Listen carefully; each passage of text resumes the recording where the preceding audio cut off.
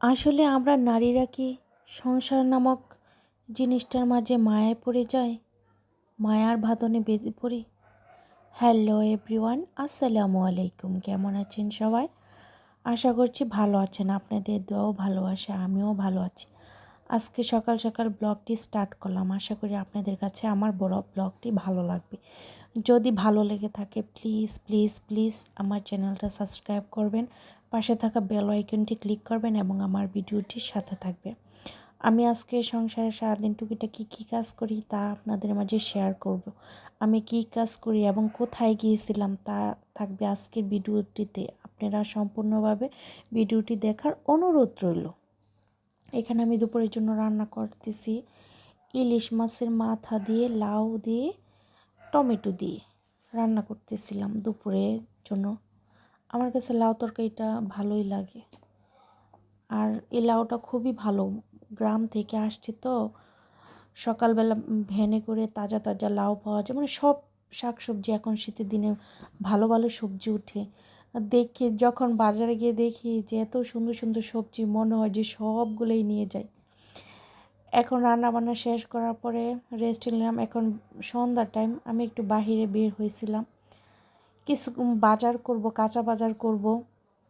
একটু টেলার্সের দোকানে গেলাম আমার বোরকাটা আনার জন্য, বুকরা দিলাম একটা বানানোর জন্য।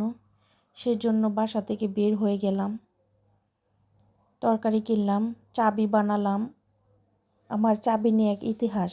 আমার চাবিটা মানে ড্রেন থাকে না রাস্তার মাঝে, আমার একদিন নিচ থেকে মানে দিয়েছিলাম গেট খোলার জন্য। আমার বোনেরা আসছিল, তখন আমার এই চাবিটা পড়ে গেছিলো, তাই আজকে গেলাম চাবি বানানোর জন্য। চাবি বানালাম, বাজার করলাম। কি কি বাজার করালাম তাও আপনাদের মাঝে শেয়ার করব। বাজার করে কাপড় নিয়ে আসলাম। এই যে দেখেন, আমি চাবি বানাইতেছি, এই চাচাটা চাবি বানিয়ে দিচ্ছে। আল্লাহ তাআলা মানুষকে কত রকমভাবে সৃষ্টি করেছে, সব এক একজনের এক এক জ্ঞান বুদ্ধি, এক এক মেধা। এই কাঁচা বাজার করে এখন বুকরা দোকানে আসলাম আমার বুকরাটা নেওয়ার জন্য। এখন একটু আমি বসে রইলাম। এই বুকরাটা অনেক দিন হলো, প্রায় 4-5 বছর হয়েছে। বুকরার কাপড়টা আমার হাজব্যান্ড যখন মক্কাতে গিয়েছিল আমার জন্য কিনে নিয়ে আসছে, আর আমার এটা বানানো হয় না। তখন আমার হাজব্যান্ড আমাকে বলতেছে যে আমি যে কাপড়টা দিলাম তুমি তো বানাইলা না, একদিনও বানিয়ে পরলাও না, কে কাপড়টা কি তোমার ভালো লাগছে না?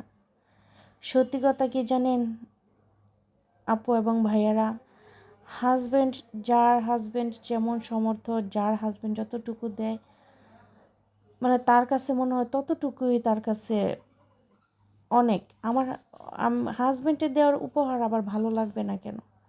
আমার কাছে মনে হয় যে আমার হাজব্যান্ড অল্প দিছে, কম সামর্থ্যের মাঝে দিছে, এটা আমার কাছে কোটি টাকার চেয়েও বেশি। এখানে দেখেন রাস্তার মাঝে আসতেছি, আজকে শুক্রবার দিন, মনে হয় শুক্রবার দিন যারা চাকরি করে, মনে করেন যারা সরকারি চাকরি করে বা কোম্পানিতে জব করে, যে যেখানে শুক্রবার দিন তো অফ ডে থাকে, মনে হয় ওই দিনকার সবারই একটা ঈদের মতো। ছেলে মেয়ে, মানে ওয়াইফ, কেউ বাবা মা ফ্যামিলি নিয়ে ঘুরতে আসে। আজকে জানেন শুক্রবার দিন রাস্তায় মানে দাঁড়ানোর কোনো বন্দোবস্ত নাই। মানে রিক্সা দিয়ে আসতে যে কত কষ্ট হয়েছে। মানে দেখবেন রাস্তাটা একদম জ্যাম, মানে সবাই ঘোরাঘুরি করতেছে, কেনাকাটা করতেছে, শীতের কাপড় টাপড়। শুক্রবার দিন সবারই ছুটি থাকে, সবাই ফ্যামিলি নিয়ে টাইম পাস করে, এই আর কি। রাস্তা বের হলে বোঝা যায়। আর অনেক ভাঙ্গা ছিল বুঝছেন, এই জন্য ক্যামেরাটা একটু নাড়াচাড়া করলো, মনে কিছু নেবেন না। আর আমাদের এই গাজীপুরে তো মনে করেন কাছে ডাইন ব্রাঞ্চ আসছে, তো এই জন্য জানেন না এত ভিড়, মানে আমার দেখে একবার হাসি পাচ্ছিল। মানে এরকম ভিড়, মানে লাইন, মানে সিঁড়ি দিয়ে ওঠার মতো বন্দোবস্ত নাই গা। মানে মানুষের মানে রাস্তা থেকে সিঁড়ি পর্যন্ত ওঠা শুরু করছে, মানে কাকে ফেলে কে যাবে, এই আজব কারখানা, বুঝছেন। ও মানে কি বলবো, আমার এমন হাসি পাচ্ছে। আমি পরে রিক্সাওয়ালা চাচাকে বলতেছিলাম যে চাচা দেখেন মানুষ এখন ঘোড়া গাড়ি খাওয়া দাওয়া মানে অনেকই মানে আনন্দ উপভোগ করে, মানে এরকম একটা জিনিস, এই জায়গার রাস্তা থেকে মানে ভিতরে যাওয়ার বন্দোবস্ত নাই। ওই যে দেখেন রাস্তা থেকে জমে, মানে কেউ উঠতেই পারে না। কত ওই যে দেখেন কত মানুষ দাঁড়ায় রয়েছে এখানে। মানে এত এরকম একটা সিচুয়েশন যা বলার মতো না। আমি তো আমার দুই ছেলে মেয়েকে রেখে গেলাম। আমার কোন সময় বাসায় আসবো? ওই যে দেখেন আমি বাজার করে নিয়ে আসছি। এটাকে বলে কেউ বোম্বাই মরিচ, কেউ কামরাঙ্গা মরিচ, কেউ বলে নাগা মরিচ। আমার ওইটা ছাড়া মনে হয় যে একদিনে চলে না, আমার ওই মরিচ থাকতেই হবে। আর এইখানে আমি নতুন আলু কিনে নিয়ে আসছি, বাজার বের হয়েছে।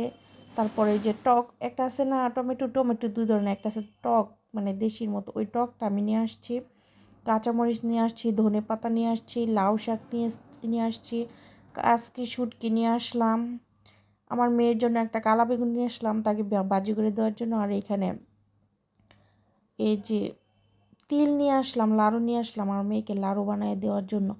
আজকের ভিডিওটি এই পর্যন্ত। কি সবাই ভালো থাকবেন, সুস্থ থাকবেন, আমার ভিডিওটির সাথে থাকবেন। আর প্লিজ প্লিজ প্লিজ